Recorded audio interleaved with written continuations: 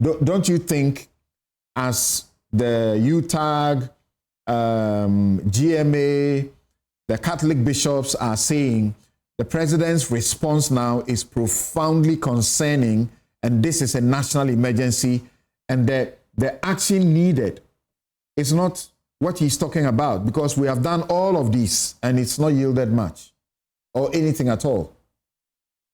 All right. Good morning, Samson. Good to see you and everyone. I hope you can hear me. We can hear you. Clear. Okay, so that picture actually was a picture I took last October on a flight from Takoradi to Accra. And as soon as we took off, you can see the Pra River around the Shamat side. And this is literally the river becoming like, mixed with Milo or tea, as people would say in Ghana. And for me, it did underscore the point about the crisis situation that we find ourselves in. And this particular image went several miles before you now see the water or the sea beginning to actually turn blue. So I agree with you, and then the point that have been expressed that, look, we are in a crisis situation, and of course, things have to change. But interestingly, I have been on this same platform, Samson. We can go back to October last year. I think it was the 12th or the 10th of October last year, in the lead up to the election, when Galamsey became a hot or a topical issue. And again, at that point, we had the likes of UTAG, we had the Bishops' Conference, we had Kenashigbe's Media Coalition on Galamsey. We had even Fix the Country and all other different groups insisting and pushing for some form of serious action that would help, address the problem. And in the lead up to that, if you look at the manifestos that both parties actually presented, Galamsey featured prominently as a campaign item. And then I'll come to some of the things that the NDT said they would do, and then of course what the MPP also said, that they would do. A year ago, when I appeared on your platform, and I will answer your question, when I appeared on the platform, I did indicate, right, probably 3 points.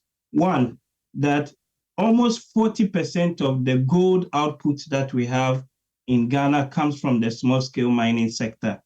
And probably even now with Gold Board and all the other interventions taking place, that number is probably gone up. Number two, 70% of all small-scale mining activities are not licensed. And even amongst those that are licensed, we are not even too sure, the mining practices that they, are using, right? And that is further adding or compounding the scale, of the problem, right? So you begin to see quite clearly that we have a major problem on our hands. And this is not something that just started just today. We need to do something different. We need to do something you may call sort of radical, right? Where I sort of disagree a little bit in terms of the state of emergency, because we have had similar interventions in the past. Dennis and the likes talk about Operation Vanguard. We've had Operation Halt, where you had these militarized sweeps into different mining enclaves, different mining sites. But then as soon as the troops leave, as soon as the security forces leave, you then have the miners and the people going back to engage in the same sort of operation. So I think fundamentally, if you impose a state of emergency, or to even borrow Roxanne's words, a security zone, right? That is just going to be a short-term solution.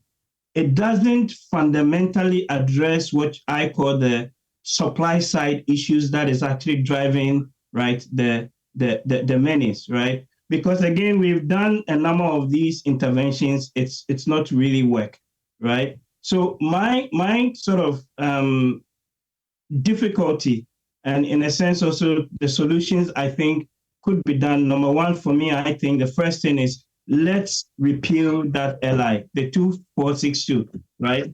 That is part of the problem. The LI that gave government and to that extent, the Mineral Commission and other bodies, the authority to license all these manner of people to actually go and mine in forest reserves. That is unconditional. That is something that even when the NDC was campaigning in opposition, they made statement to the effect that when they come into power, they will repeal that. It is 9 months down the line, and we need to see some action related to that. Yeah, Number very two, surprisingly, surprisingly, they did a 360-degree, turnover and decided not to repeal it, but rather amend it. In the NPP administration, in the dying days of the administration, they had started the process to repeal that law because of the pressure that was coming from the public. It is now that the government is now yielding to the pressure to repeal that act.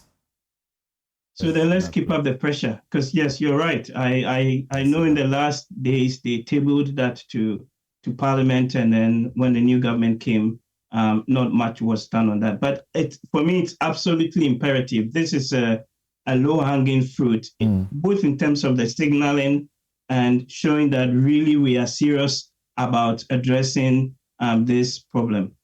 My second point in terms of what can be done beyond just a ban is the idea, or that now you have Gold Board being the entity responsible for aggregating all the gold within the small-scale mining sector. Right. But very importantly, we need to ensure that every gram of gold that Gold Board is buying is actually not Galamsey gold, right? So to that extent, how are we putting in place systems to ensure that, for example, there's traceability, that you have these licensed cooperatives? Yes, the Gold Board Act actually has that. So it's an imperative on the Gold Board to ensure traceability. And as the president said, when he said what is being taken against him because he didn't say those rightly, they are going to now implement that process. We understand that they are working with a certain private organization to begin to implement the traceability process.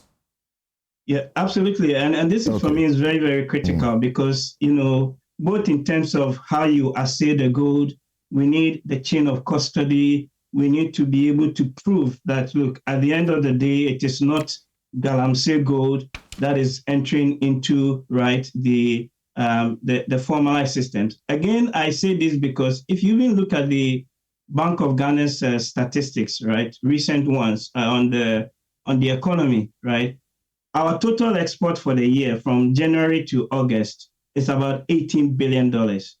For all of last year, it was about $12 billion. Now, if you break that number down, gold exports alone for January to August is $11.2 billion. So roughly about 63% of our total export is coming from gold, right? Both small scale and then, the other large scale mining sector. So it is very, very important for me that we ensure that is done. Number three, and let me make two more points in terms of what can be done, is the attempt to sort of formalize the mining or these illegal mining activities. So in both the NPP and NDC manifestos, you see some mention of what they call green artisanal mining zones, right? These cooperative models where you are geofencing the concessions, you're giving them certain equipment to be able to extract the gold in a more sort of environmentally friendly manner and all of that. But the final point that I want to make, beyond all these things which none of us is talking about, is the big elephant in the room. Who is financing and who is procuring these, mining-related activities, right? So we know that from the research, right, that there are serious political backers, there are serious people pushing and financing these activities. And they are linked to all the different parties in some shape or form. So if we go about doing all these bans and whatnot, but we don't fundamentally address the issue of the financing, the issue of the procurement, and the networks that are, hiding behind parties, hiding behind individuals to, finance and drive these activities, we only really would be, wrapping ourselves in the foot. So I just want to conclude by saying that, look, you are not going to end Galamsey with soldiers. You end it by addressing or choking the inputs and the money that is going into that sector. And that a state of emergency partly only addresses part of the solution and not really the systemic reforms that really you need to address the problem.